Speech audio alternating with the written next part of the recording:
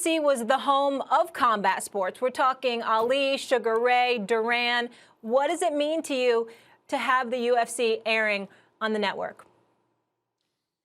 Yeah, obviously we're on fire right now. So for ABC to want us on the network and air us, and not just for us, but for the fighters. Like you were saying, I used to watch it all the time. ABC's Wide World of Sports, all the big fights were on there. Ali, Sugar Ray, and for these kids to get this opportunity to showcase what they have on ABC is such a big deal to us. Let's talk about the kids then, Dana, because Holloway, maybe he should still be champ, right? And he's fighting a guy, we just showed the clip, Kattar's elbow against Stevens. When I saw that at first, I thought it was a straight right hand. The elbow was thrown like perfectly. If you got the back view, I thought these are two guys who like to stand up and fight. What should fans expect in the main event? You are absolutely right, Max. They are both mean, nasty. You have the #1 rated guy in the world, former world champion. Many people think he won the last fight and still should be champion, including himself, Max Holloway, taking on Calvin Kattar, who is ranked #6. Hungry, mean, nasty, knocks people out. And, when we got asked to go on to ABC, I was so thankful that this was the main event. It's going to be a good one. Dana, always a pleasure to have you on the show, buddy. When you think about the UFC, obviously you guys are doing a phenomenal job. And we think about guys with box office appeal. I mean, the Conor McGregors of the world obviously come to mind along with various others.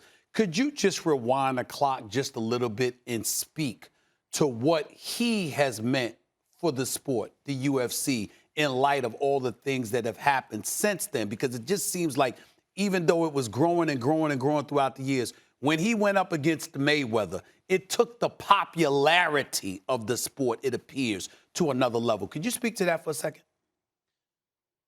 Yeah, I agree. He's a massive superstar, and that was obviously a global, massive fight. It's the biggest pay-per-view of all time. It's the biggest combat sports pay-per-view of all time. And not only did he help, growing the sport in the United States, but throughout the rest of the world, throughout the UK, Europe, Australia. Conor McGregor is a massive superstar for us.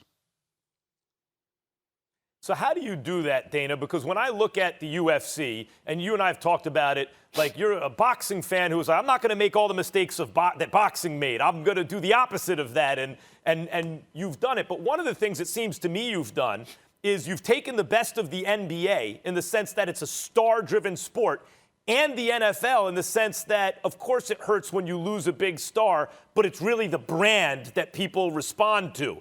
They know there'll be more stars, and it's really more about the brand than any individual. Was that conscious for you? Did you have that plan? And how do you juggle the two? On the one hand, promoting these individual stars like the NBA and the brand like the NFL. Well, they go hand in hand, really. What happens is when you have the UFC, which is, a star in its own right, you have this massive brand, and you have all these superstars that live inside the brand. It goes hand in hand, and they help build each other. You take a guy like Conor, and he comes into the UFC and starts to work his way up, starts to build his name. Fans he has that it factor. And as he starts to become a massive superstar, more and more people learn about the UFC. But the UFC helped build him. So it really goes hand in hand. Dana, when I look at you, I want to get a little bit personal here from just talking about you for a second. Do you realize that you are one of the biggest stars in the UFC? When people talk about the UFC, they talk about you. You ain't in the octagon wrapping a belt around somebody when all is said and done. But when they talk about you, when they talk about the UFC, they talk about you. And I believe I know the reason why. And Max, you can chime in with this too if you agree or disagree with me. You know that Dana White is going to make sure people get to see the fights that they want to see, which is a challenge in the sport of boxing. That doesn't appear to be the case in the UFC. Do you ever take a moment, Dana, to really reflect on it and think about things in that fashion? Well, just like I was saying, you take all the big superstars and you take the powerful brand of the UFC. I'm the guy that's involved in every fight. I'm the guy that's out promoting every fight. I'm the guy that's telling you why this fight on Saturday night on ABC is going to be so good and why you should, whatever other plans you had, you were thinking about doing, you shouldn't do because you should be home watching this fight. I'm that guy, and I'm aligned with all of them. So, it makes sense. Yeah.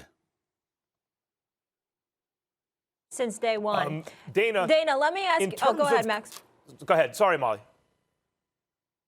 In terms of Conor McGregor, go ahead, Max, you're fine. Getting back to McGregor for a second, what would be your dream scenario from here on out for Conor McGregor in the UFC?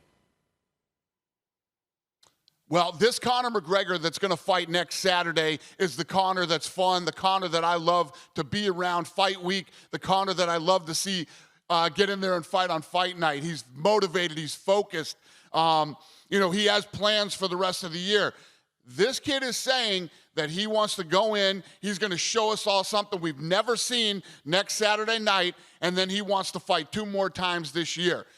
If that is true, and Conor does continue on this path and he fights 2 more times this year, he's going to fight for a world title, and, if he wins on Saturday, and he will defend it. So it would be a great year.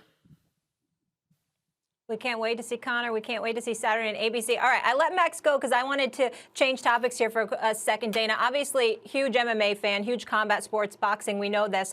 And people probably think of you as a West Coast guy also, but you're actually East Coast. You're a Boston guy, and you are a huge football fan. I don't know if everybody at home knows this. Die-hard New England Patriots. So please tell me, Dana, how has this year been for you? You can go anywhere you want with this. Tom Brady and the Bucs, your Patriots. What is on your mind?